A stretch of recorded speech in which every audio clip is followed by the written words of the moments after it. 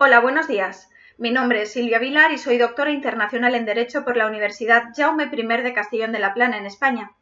Mi comunicación se titula Hacia un tratado vinculante en materia de empresas transnacionales y derechos humanos, el borrador cero. El gran incremento de las transacciones comerciales internacionales de las últimas décadas, unido a la función destacada de las empresas transnacionales en el proceso de mundialización económico y social, ha llevado a que desde el sector empresarial, las escuelas de negocios, los inversores, los consumidores, las ONGs e incluso algunos gobiernos se haya despertado un interés especial por promover en dichas empresas un comportamiento más ético, sostenible y respetuoso con la sociedad, los derechos humanos y el medio ambiente en general. El papel que desempeñan las grandes empresas transnacionales conlleva consecuencias no solo en su dimensión interna, en forma de importantes beneficios para sus socios o la generación de puestos de trabajo, sino también otros impactos y resultados en su vertiente externa que repercuten, positiva y negativamente, en los distintos ámbitos geográficos y comunidades locales en los que éstas despliegan sus actividades. Entre las consecuencias de carácter negativo se encuentran violaciones de derechos laborales, civiles o políticos, la limitación del derecho de protesta o de la organización sindical o el hostigamiento a los líderes sociales, entre otros. También los casos registrados relativos a acaparamiento de tierras, a vertidos de sustancias ilegales o a emisiones de gases con efecto invernadero, todos los cuales suelen suponer la necesidad de desalojar o reasentar a las comunidades afectadas sin respetar, en muchos supuestos, su derecho a una consulta previa. Ante esta situación, los países del mundo llevan años debatiendo sobre cómo poder garantizar que las operaciones de las empresas transnacionales sean respetables con los derechos humanos y con el medio ambiente. Ya en el año 1999, mediante el Pacto Mundial de las Naciones Unidas, se declararon 10 principios éticos básicos dirigidos a las empresas en materia de derechos humanos, estándares laborales, medio ambiente y lucha contra la corrupción en todas sus formas, incluidos el soborno y la extorsión.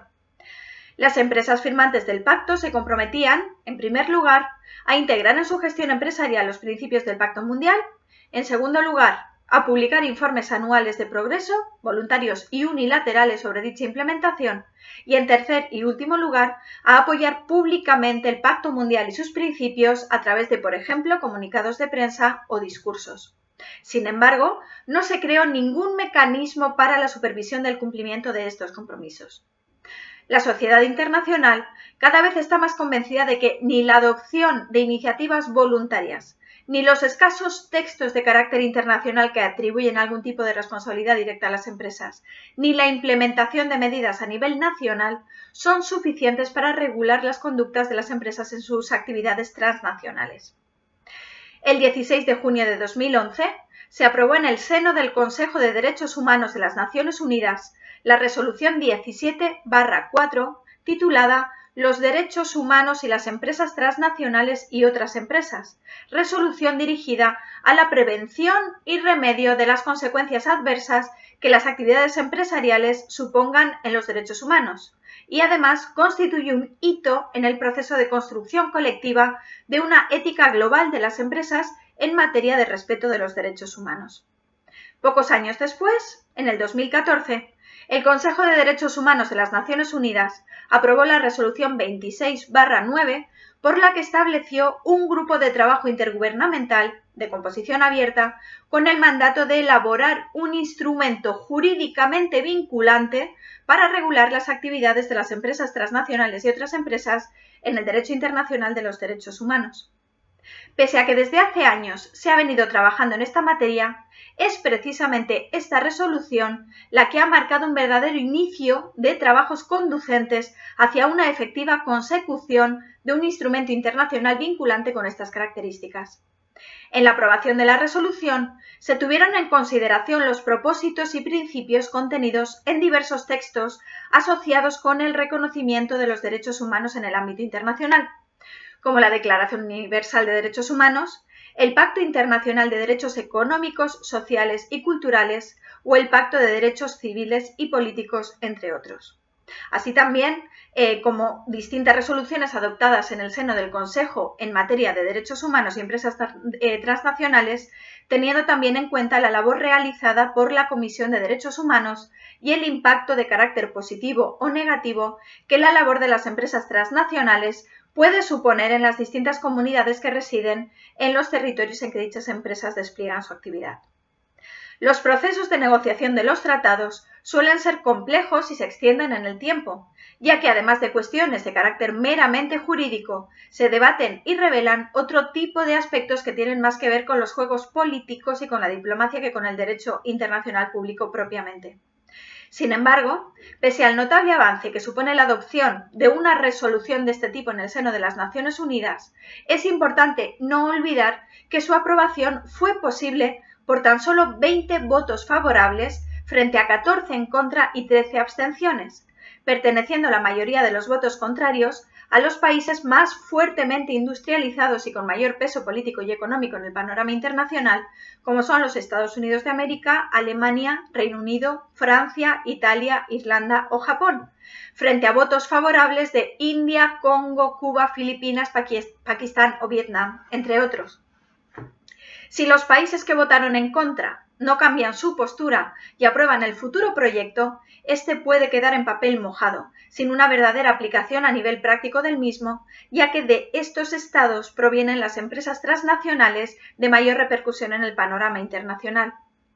En este contexto, el día 16 de julio de 2018, el referido grupo de trabajo presentó ante el Consejo de Derechos Humanos de las Naciones Unidas el conocido como borrador cero o Zero Draft, que contiene el boceto inicial del que podría convertirse en primer instrumento legalmente vinculante para regular en derecho internacional de los derechos humanos las actividades de las empresas transnacionales y otras empresas comerciales. Junto con dicho documento se presentó también un borrador del protocolo adicional al tratado con el mecanismo dirigido a la implementación por parte de los Estados en sus respectivos ordenamientos jurídicos del futuro instrumento vinculante una vez éste haya sido aprobado. Por lo que respecta al contenido del borrador cero, dicho texto contiene, entre otros aspectos, normas que permiten delimitar la ley aplicable y el órgano jurisdiccional competente para entrar a juzgar casos de violaciones de los derechos humanos en el marco de la actividad internacional de las empresas transnacionales, derechos específicos reconocidos expresamente a las víctimas, obligaciones de diligencia debida para las empresas de cara a prevenir violaciones futuras, así como disposiciones con responsabilidades de tipo civil, penal y o administrativo en que podrían incurrir las transnacionales en el marco de su actividad. Reconoce también la importancia de reforzar la cooperación internacional entre los Estados y la asistencia legal mutua para la prevención de este tipo de violaciones. Se destaca la importancia de que las empresas observen la diligencia debida en el marco de sus operaciones comerciales, comprometiéndose los Estados a adoptar las medidas necesarias de cara a la prevención de futuras lesiones, para lo que deberán tener en cuenta el potencial impacto que la actividad empresarial pueda suponer en los derechos humanos, atendiendo al tamaño, naturaleza, contexto y riesgo asociado a las concretas actividades. Habrá que confiar en que los Estados miembros de los países más industrializados, pese a las presiones que recibirán por parte de las grandes transnacionales y de organismos afines al sector empresarial, decidan impulsar finalmente este instrumento vinculante, otorgando prevalencia a la protección de los derechos humanos en el ámbito internacional frente a los intereses particulares de las empresas transnacionales y su capacidad para influir en las políticas públicas e incluso en los tribunales arbitrales que utilizan en defensa de sus derechos, para con ello terminar de una vez por todas con la impunidad de que gozan estas grandes transnacionales y asegurar el acceso a la justicia a todas las personas y comunidades que vean lesionados sus derechos. Las iniciativas que permiten que las empresas definan sus propias obligaciones y controlen unilateralmente el cumplimiento de sus estándares voluntarios, pese a que suponen una nada desdeñable influencia y repercusión en la creación de una cultura socialmente responsable, limitan también la posibilidad de sancionar los incumplimientos que se produzcan y la exigencia de responsabilidades derivadas de sus actuaciones, más allá de las repercusiones negativas que se ocasionan en la opinión pública.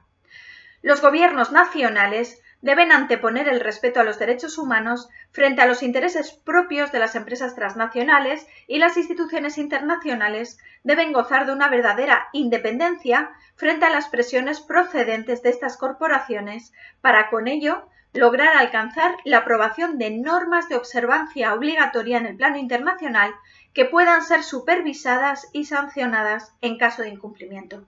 Sin embargo, ello no será fácil, ya que los dirigentes nacionales suelen compartir intereses con las multinacionales y sus políticas suelen hallarse subordinadas a acuerdos comerciales concertados con estas, por lo que los presupuestos de los distintos estados suelen depender en gran medida de la inversión extranjera llevada a cabo por estas grandes empresas.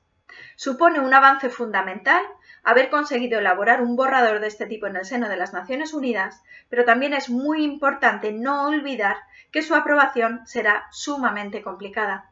Tendremos que albergar esperanzas de que el instrumento legalmente vinculante que se elaborará a partir del debate y revisión del borrador cero algún día llegue a ver la luz, con el beneficioso impacto que el mismo supondrá en la defensa y protección de los derechos humanos en el ámbito de empresas. Esto es todo, espero que mi intervención haya sido de vuestro interés. Muchas gracias por vuestra atención.